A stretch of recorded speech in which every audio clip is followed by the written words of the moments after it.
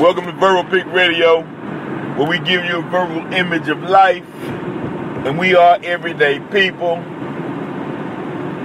November the 8th, on a Tuesday,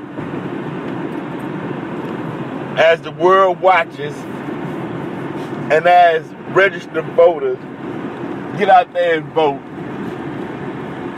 for the presidency of the United States of America, right? As Abdul Razak stated, you're getting ready to give your vote, your V-O-L-T, not your V-O-T-E, your vote, your energy, your electricity into a system that hasn't been fair and just to black people, actually throughout the globe. Now there's several options you can take today,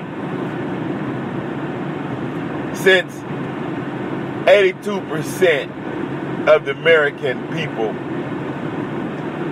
don't like either candidate.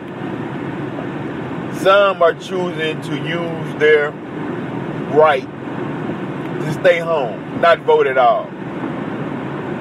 And there's criticism coming from that end.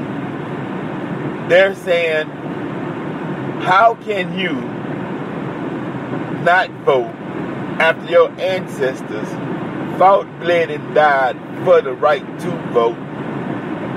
And my response to that will be, they didn't fight, bled, and died for me to put in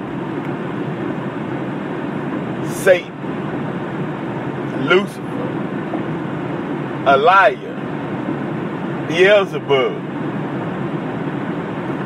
Voting the lesser of two evils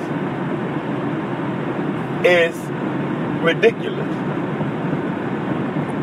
You have two more candidates whose record is a lot more cleaner, spotless than Trump and Hillary, and they can't even get on a debate stage. So what does that say? These two were chosen by their party to carry on the same agenda. One might do this a little different than the other, and the other one might do this a little different than that one, but it's basically you're going to get the same thing. You mean to tell me, after 400 years of injustice suffered in this country, you mean to tell me all of a sudden in this election you're going to go into the barrel and pull out the prize? Come on. If you look at the election,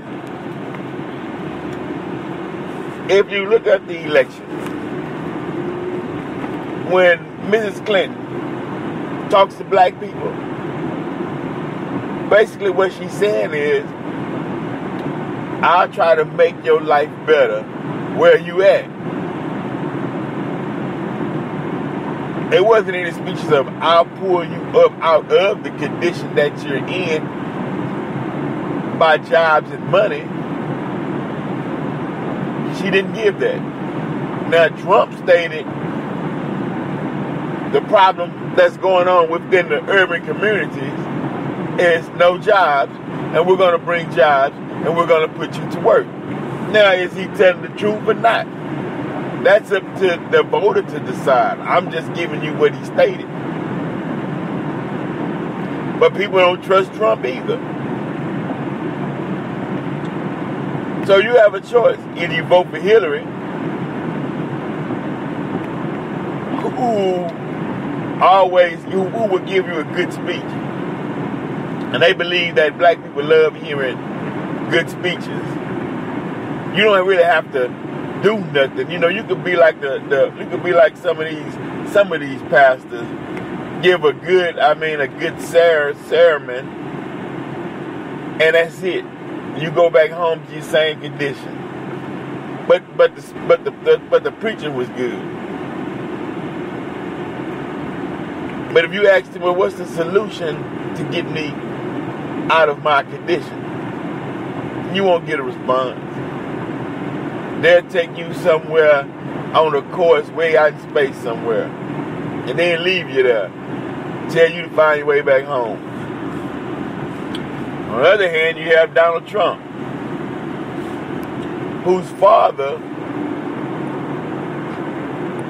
supposedly, and what was reported, wanted the people who worked for the Trump business to put C on the applications that people who wanted to rent from their building, from their buildings that they own. And the C, the lady reported, as it was reported on a Tariq Nasheed show, and she actually said the C stand for colored. That we don't want to rent to any colors.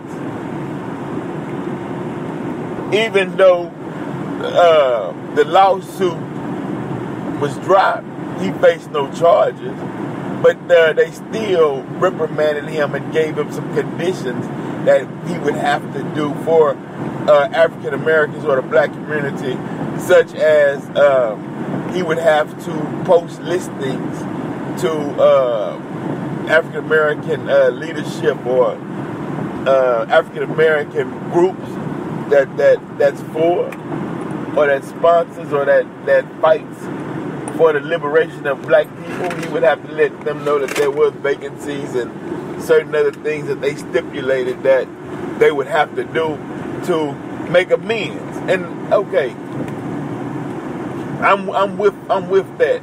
If there's been any wrongdoing by someone, then there has to be a process that one would go through to right the wrong. If you do this, and this, then we'll forgive you and let it go, and we'll move on, because the things that you're gonna do will be beneficial to the party that was hurt. They'll get some gain out of it. Basically, is what it's saying. So now you have Jill Stein, who has a black person running as her vice president, Baraka, and nobody put their agenda on the table. Interview, talk to this brother, see what's going on. Why are you with Jill Stein? Is Jill Stein a good person? Because the media gave you two. I guess that's the point I'm trying to say. The media gave the public Trump and Hillary, and after all of that's and they will follow. The media is saying we want you to put your votes into Trump and Hillary. Put your electricity or your electric or your electoral into Trump or Hillary, and they follow. And then people will actually get upset with you if you say, well, I ain't even getting involved in that mess. That's all it is. It's a big ball of confusion aimed at confusing the voters or the votesters, however you want to put it. You don't know at the end of this election and entering into the voting booth today, you don't know who is going to be upright and do right for this country. If you're honest with yourself, you realize that in the back of your mind, you know either one ain't worth nothing. As far as when it comes to honesty. They had one of the biggest disapproval ratings when it comes to honesty. And what they're saying is So if they don't do a superb job as being presidency, they can always say, well, going into the presidency, the American people never trusted me anyway. They took a gamble on me, and I took a gamble on myself.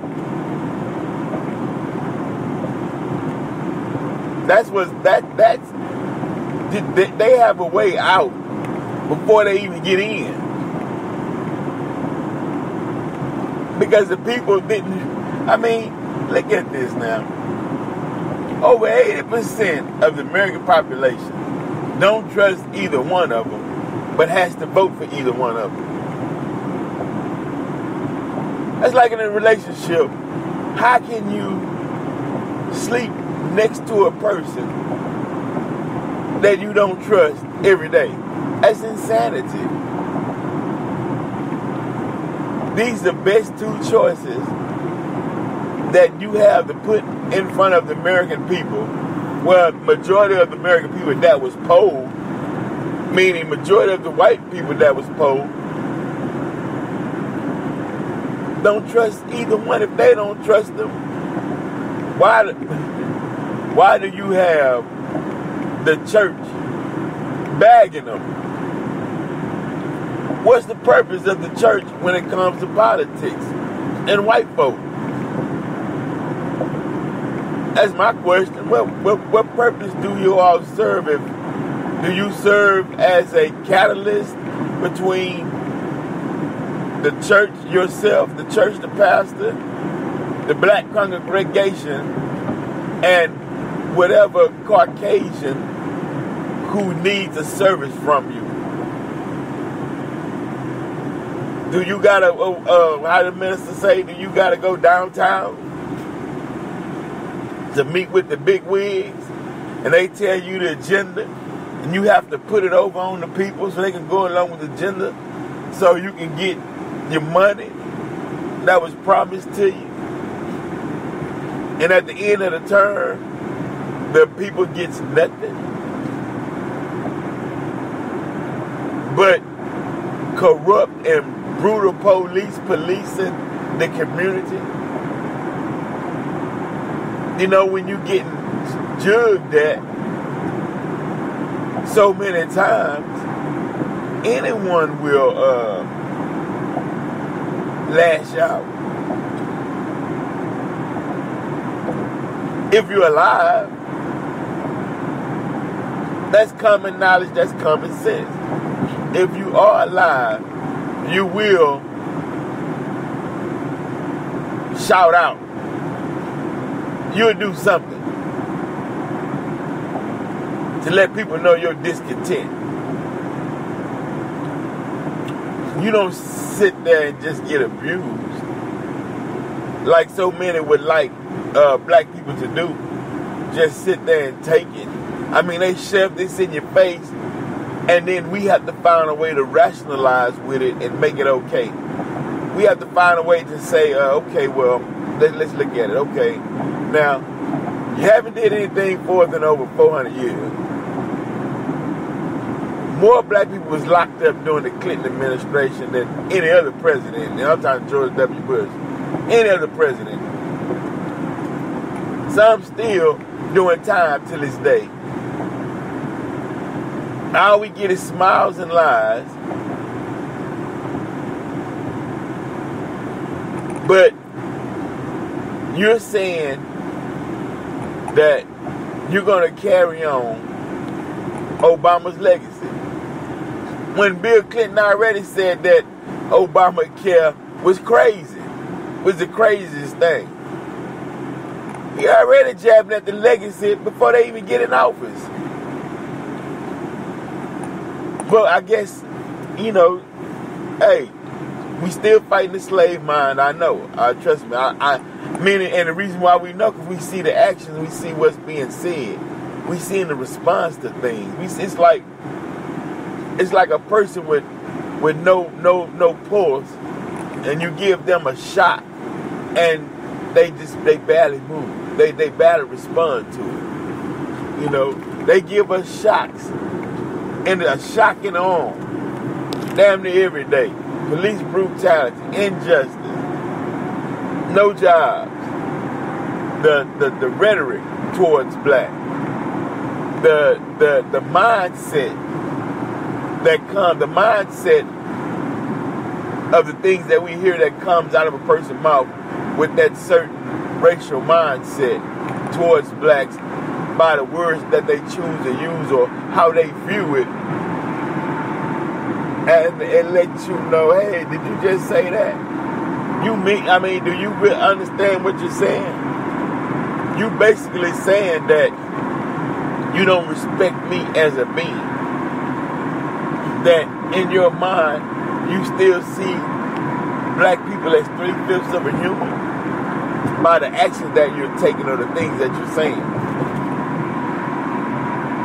You don't see us as your equal. And then the question goes, do black people, do you see yourself as equal to whites? That's another question. Or do you say, well, white folks gonna run the world, all we gotta do is keep our head down and play our part? Try not to be seen? What kind of existence is that? That's not the existence of a man. So as we go into the voting booth today, well, as they go into the voting booth today, I reserve my right to hold my VOLT, my energy, because they haven't put a product in front of me, I believe, that's worthy. What product did you put on the table that's going to go down smooth? What product that you put on the table that I can get some benefit from? And I'm saying collectively. I still have 10 hours to choose to make up my mind. You have to vet these people. You have to go back and research their words and their deeds. Don't be blinded by the glamour. And, they bring Jay-Z, Beyonce, and LeBron James, and James Taylor, and certain pastors, and they tell you something to the effect of, I vote because of my ancestors, or I vote because we were denied the right to vote, so it's my duty to vote because my votes count. Yeah, your vote does count. Believe me, they gonna feed off your vote. That energy, that electricity does count. They gonna drain you, and when it's all over with, you'll be so weak to where you can't even move. They say this is the most important election in our lifetime. Why? Why is this the most important election in our lifetime? They try to give the narrative of they're both of them are on opposite poles of the spectrum. Come on.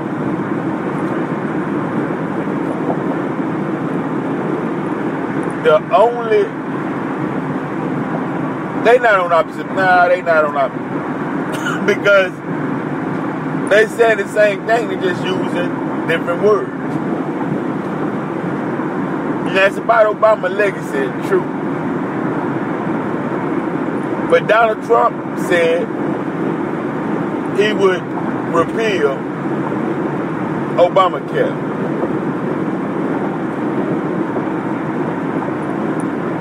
Hillary Clinton said it needs to be tweaked. Bill Clinton said it was the craziest thing. They saying the same thing. They saying absolutely the same thing. And these, as Brother Low Key said, in these legalese, these terms that they put on you, they know what they're doing. But education is important. I'm a firm believer. You know, wait, I'm not before I make that statement. But I'm a firm believer in you should go to school where you would like to go to school. You shouldn't have to go to school that's designated to you by address. No. Wherever a child feels more comfortable or whatever universal gift that this child would receive, and the child says, you know, I like to attend so-and-so school because they have a good filming program. Send a child to that school. That's my true beliefs. I never personally had a knack for political office or any type of political position. But I understand those who become politicians to be in a position to help because they grew up in the situation and they see where it needs to be fixed at. But what do you do when you get in and you find out that people that look just like you are fighting against the people that look just like you? You get around and you start seeing these people, I mean, dirty in your mind, you know, on TV, you like, yeah, I'm going to get up there with so-and-so. You get in there and behind closed doors, they tell you, hey, look, you just go along to get along. You follow the plan. Don't cause no ways in here.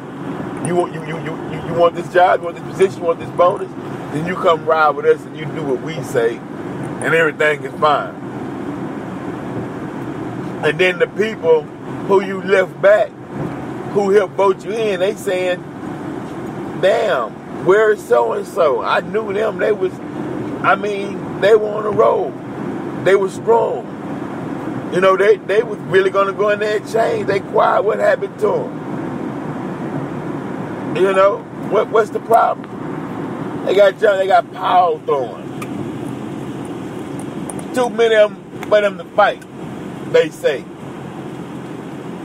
But and they didn't align themselves with the right organizations or groups or nations or families because they felt as though the rhetoric that was told to them about these people was true. They didn't want to, or they ostracized themselves from what could help them because of public opinion. Let's put it like that. So there you have it. Now, Mr. Bill, I think it's B-E-A-L, was shot. He's from Indiana, went to Chicago. Brother Low Key sent me this one. Went to Chicago for a funeral. Somehow, a car cuts in front of the funeral procession.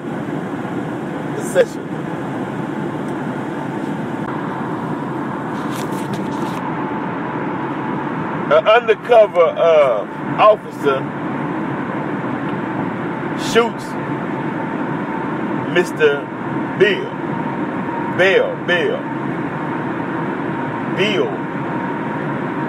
Kills him. People are outraged.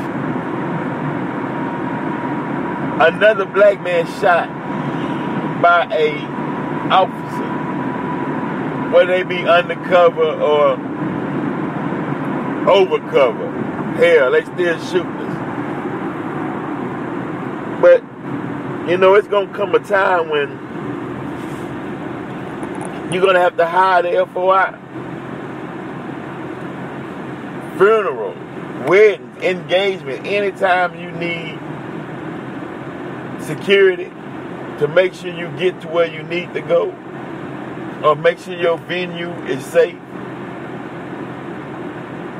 Make sure you can go somewhere and come home safely. As far as security, you're going to have to start hiring the FOI. You have to go to the Nation of Islam and get security. If it's in your control. You go and say, never mind, when they want to put the police force on you. There's going to come a time you're going to have to say, well, no, I have my own security. I want to make sure I make it home. My life is valuable to me. You know, you have to come up under that umbrella. Hey. Because ask Jesse Jackson if I'm lying, who was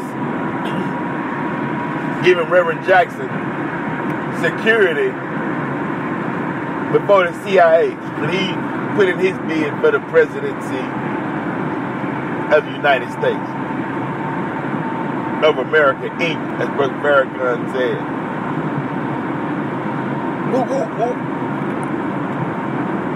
Who gave him security? Other than the mighty FOI. So yeah. It will come that time. But and that's just to protect. Your life is valuable. There's a lot of gifts and a lot of treasures and a lot of knowledge that's stored within the human being. From the heart to the mind, from the lowest chakras to the highest chakras. A lot of things to explore. A lot of connections to be made with this universe. A lot of truths to be learned. And it can be done, but it's done difficultly in a hostile environment. Then it's even harder when you're afraid. Then it's even harder when you see them as your God. You have no hope, no chance at all. You might as well walk up to them, hold both your arms out, and tell them to put the shackles on you and lead you to the nearest plantation. Because you gave up the fight. You gave up the inner spirit. You bow down and say, Satan, put me back on the plantation. That's basically what they're saying. You don't want to explore this universe. You don't want to gather knowledge and information for the purpose of self-mastery. You don't want to know who you are and what really took place, the facts. You're going to leave your former slave master to teach you right and to give you knowledge to benefit yourself. Hey, man, hey. I mean, for each his own. I don't judge no one. I'm just posing questions. You know, it all came out during this election. Everything, like I said before, everything's out in the open. There's nothing left to hide. Everything's in the open. So, hey, We keep it going right here on Verbal Pick Radio. I'm your host, Vince Cole Muhammad, a.k.a. Cold Black. Cold Black. Cold was the universe before the sun was put in the sky. And black is that triple darkness that God created himself from. So it's the essence of life. More than just a title. And we out.